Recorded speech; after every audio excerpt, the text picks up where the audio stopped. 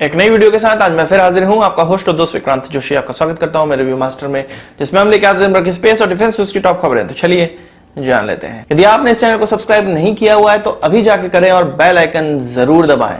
यदि आप मुझे ट्विटर पर फॉलो करना चाहते हैं तो लिंक डिस्क्रिप्शन में मिल जाएगा और स्क्रीन पर भी मिल जाएगा। अपनी सबसे पहली खबर की बात करेंगे तो वो भारत और चाइना के स्टैंड ऑफ को लेकर आ रही है। आपको पता है कि डिसएंगेजमेंट स्टार्ट हो गया है। कुछ 3 लोकेशन में पूरी तरह से डिसएंगेजमेंट स्टार्ट हो चुका है और कंप्लीट भी हो गया है। कुछ 4 किलोमीटर का बफर जोन बन गया है। भारत अपनी जो सीमा है उससे 2 किलोमीटर पीछे है और चाइनीज उसी सीमा से 2 किलोमीटर पीछे हो चुके हैं। और ये चीजें अब सैटेलाइट इमेजेस में भी सामने निकल कर आई है। ट्विटर पे इस अकाउंट ने 2 सैटेलाइट इमेजेस सामने रखी हैं, जिसमें कि साफ साफ दिखाई देता है कि जो 28 जून की तस्वीर थी उसमें कुछ कैंप्स देखने को मिल रहे हैं उस एरिया में जहां पर गलवान क्लैश हुआ था। और इसके बाद जब 6 जुलाई को नेक्स्ट सैटेलाइट तस्वीर निकलकर सामने आई तो पूरी तरह से इलाका साफ दिखाई दे रहा है। और इस अगली इमेज में आपको दिखेगा कि कितनी दूरी तक जो इलाका है वो साफ है। और फिर इसमें जो मार्किंग की गई है उसमें आप देख सकते हैं कि लगभग 1.5 किलोमीटर या 2 किलोमीटर तक यह पूरा का पूरा बफर जोन बन चुका है। भारतीय ट्रूप भी पीछे हट चुके हैं और चाइनीज ट्रूप भी पीछे हट चुके हैं। इसी तरह की चीजें हॉट स्प्रिंग एरिया में और गोगरा पोस्ट में भी कहा जा रहा है कि हो चुकी हैं, डिसएंगेजमेंट वहां पर हो चुका है। अब आगे क्या प्रोसेस होने वाला है, दोनों ही देशों के प्रतिनिधि अब इसको वेरीफाई करेंगे और वेरिफिकेशन के बाद नेक्स्ट मीटिंग होगी। और नेक्स्ट मीटिंग में क्या होने वाला है, जो पीछे ट्रूप्स हैं, आर्टिलरी गन्स हैं, डिप्लॉयमेंट्स है, ढेर सारा डिप्लॉयमेंट है, उन सबको हटाने की प्रक्रिया स्टार्ट की जाएगी। ये जो अभी प्रक्रिया है ये ट्रस्ट बिल्डिंग की प्रक्रिया है और उसके बाद जो मेन प्रक्रिया होगी वो डी एस्केलेशन की प्रक्रिया आप कह सकते हैं। पर यहां पर हमें समझना चाहिए कि पैंगोंग त्सो लेक के पास अभी इस तरह का जो ट्रूप चीन की तरफ से हटाना है वो नहीं हो पाया है और यहीं पर सबसे ज्यादा टेढ़ी खीर मानी जा रही है चीनियों को पीछे करना, क्योंकि चीनियों ने यहां पर बहुत पहले से ही रोड बना रखी है और अपने ट्रूप्स के लिए मकान तक वहां पे बना लिए हैं, क्वार्टर्स तक बना लिए हैं। तो यहां पर चीनियों को पीछे करना बहुत ज्यादा टेढ़ी खीर मानी जा रही है और ऐसा कहा जा रहा है कि नेक्स्ट मीटिंग में हो सकता है कि पैंगोंग त्सो लेक का जो मुद्दा है वो छाया रहे। हालांकि यहाँ पर जहां पर बिल्कुल eyeball to eyeball situation है वहां से थोड़ा सा दिख रहा है कि चाइनीज ट्रूप किनारे हो रहे हैं, पर अभी भी यहाँ पर बहुत ज्यादा काम करना बाकी है और नेक्स्ट मीटिंग में कहा जा रहा है कि यही मुद्दा छाया जाने वाला है। तो इस प्रकार का पूरा डी एस्केलेशन या इसको डिसएंगेजमेंट का नाम हम लोग दे सकते हैं। डी एस्केलेशन का नाम तो नहीं, डिसएंगेजमेंट का नाम हम लोग जरूर दे सकते हैं। वही जैसा कि कल मैंने आपको खबरों में बताया था कि जब भारतीय आर्मी यहाँ से हट जाएगी तो यह माना जा रहा है कि जो LAC पर चीन से बॉर्डर जो हमारा लगता है उसमें ज्यादा से ज्यादा ITBP के जवान पोस्टेड किए जाएंगे। तो अब ये खबर निकलकर सामने आ रही है कि 60 कंपनी ITBP की अतिरिक्त कंपनियां वहां पर डिप्लॉय की जाने वाली हैं। एक कंपनी में कुछ 100 जवान होते हैं। इस तरह से आप समझ सकते हैं कि लगभग 6000 अतिरिक्त जवान वहां पे डिप्लॉय होने वाले हैं, जिसमें से अभी तक 40 कंपनी वहां पे ऑलरेडी जा चुकी है। अलग अलग जगहों पे वो पहुंच चुकी है, अलग अलग जो हमारे राज्य हैं उनमें पहुंच चुकी है जो कि चीन से जिनका बॉर्डर लगता है। और अभी जो आगे और 20 जो कंपनीज हैं वो अलग अलग देश में ड्यूटीज में बिजी हैं, इसलिए वहां से भी अब इनको डिप्लॉय किया जाएगा। हम ये जानते हैं कि ITBP देश के अलग अलग कार्यों में बिजी रहती है, चाहे वो सिक्योरिटी देने की बात हो या नक्सल प्रभावित इलाकों में इनका डिप्लॉयमेंट हो, पर एक्चुअल में इनको भारत और तिब्बत सीमा के लिए ही बनाया गया है। इसलिए अब सरकार ये मान रही है कि ज्यादा से ज्यादा काम, ज्यादा से ज्यादा जो डिप्लॉयमेंट है वो देश के अंदर छोड़ के इस सीमा पर इनका करना आवश्यक हो गया है।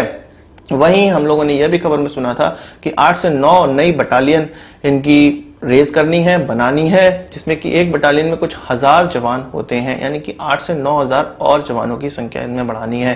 तो इस पर काम अब आगे किया जाने वाला है। वहीं भारतीय आर्मी ने अपने जवानों, अपने अधिकारियों से कहा है कुछ 89 ऐसे ऐप हैं जहां से वो अपने अकाउंट डिलीट मार दें। इसमें फेसबुक भी शामिल है, इंस्टाग्राम भी शामिल है और डेटिंग एप्स भी शामिल हैं।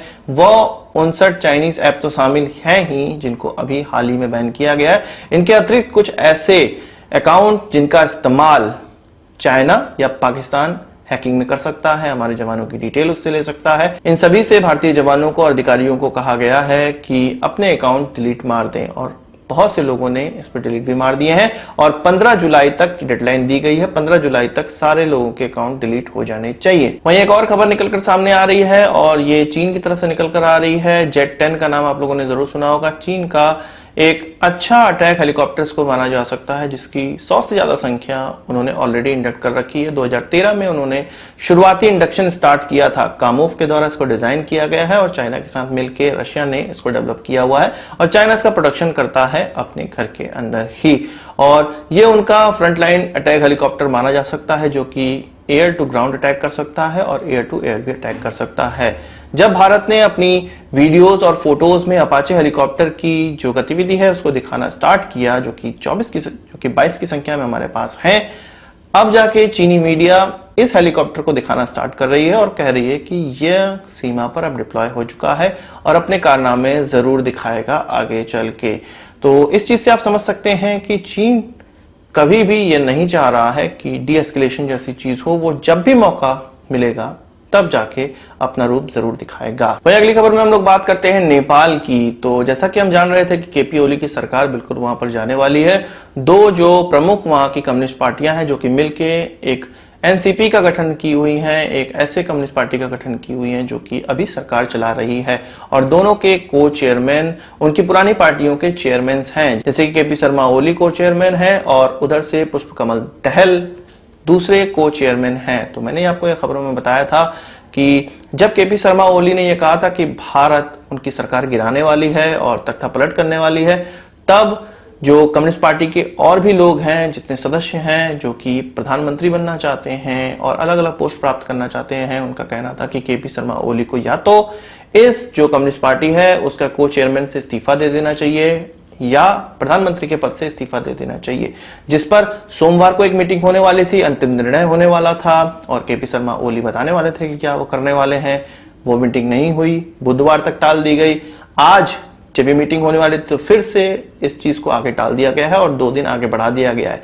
यानी कि 10 तारीख को अब अगली मीटिंग होगी और उसमें डिसाइड होगा या वो प्रधानमंत्री पद छोड़ना चाहते हैं या जो चेयरमैन का पद है, को चेयरमैन का पद है, उसको छोड़ना चाहते हैं। हालांकि यह खबरों में निकलकर सामने आया है कि वो इस चीज में झुकना नहीं चाह रहे हैं और प्रधानमंत्री पद और को चेयरमैन पद दोनों ही अपने पास रखना चाह रहे हैं। पर यह अब पॉसिबल नहीं है क्योंकि जो फूट है वो पड़ चुकी है और वो फूट इसलिए पड़ी है, वो केपी शर्मा ओली की गलती से ही पड़ी है। वो भारत से जितनी ज्यादा दूरी और चीन से जितना ज्यादा करीबी ला रहे हैं वो अन्य नेताओं को पसंद नहीं है और वो जानते हैं कि चीन की गोद में बैठना बिल्कुल गलत है। वही बात करते हैं T-14 अरमाता टैंक की। तो ये कहा जा रहा है, ये खबर निकलकर सामने आई है कि 2021 के बाद रशिया इसको अपने जो पार्टनर देश हैं उनको बेचने पे विचार कर सकता है या पार्टनर देश इस जो टैंक के साथ जो प्रोग्राम बनाना चाहते हैं, खुद अपने देश के लिए जो प्रोग्राम करना चाहते हैं, उसके लिए वो अपने दरवाजे खोल रहे हैं। क्योंकि रशिया में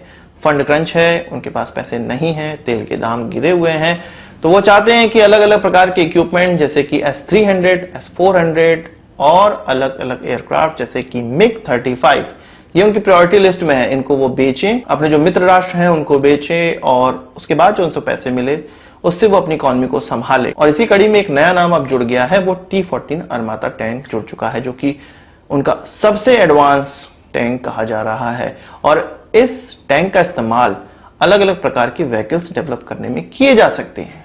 तो इसी चीज के लिए वो अपने प्रोजेक्ट को अब खोल रहे हैं दूसरे देशों के लिए।